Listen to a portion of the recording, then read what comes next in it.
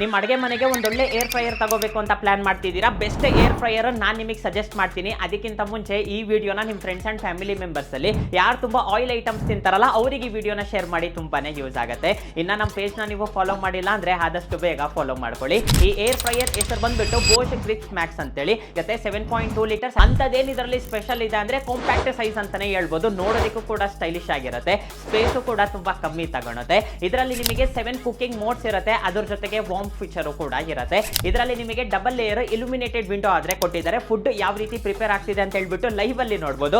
Open ಮಾಡಿ ನೋಡೋ ಅವಶ್ಯಕತೆ ಇರೋದಿಲ್ಲ, ನಿಮಗೆ ಡೆಡಿಕೇಟೆಡ್ ಆಗಿ ವಿಂಡೋ ಇರುತ್ತೆ, ಅಲ್ಲಿಂದಾನೆ ನೋಡಬಹುದು. ಏರ್ ಫ್ರೈಯರ್ಸ್ ಅಲ್ಲಿ ನಿಮಗೆ ಬಿಗ್ಗೆಸ್ಟ್ ಅಡ್ವಾಂಟೇಜ್ ಏನು ಗೊತ್ತಾ, 95% ಲೆಸ್ ಆಯಿಲ್ ಇರುತ್ತೆ. ನಿಮಗೆ ಆಯಿಲ್ ಕನ್ಸಂಪ್ಷನ್ ಇರೋದಿಲ್ಲ, ನೀವು ಕಂಪ್ಲೀಟ್ ಆಗಿ ಬಿಸಿ ಗಾಳಿಯಲ್ಲೇ ನಿಮ್ಮ ಫುಡ್ ಅನ್ನೋದು ರೆಡಿ ಆಗುತ್ತೆ.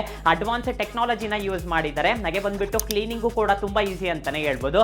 ಡಿಶ್ ವಾಷರ್ ಅಲ್ಲೂ ಕೂಡ ನಿಮಗೆ ಈಸಿಯಾಗಿ ಕ್ಲೀನ್ ಆಗುತ್ತೆ.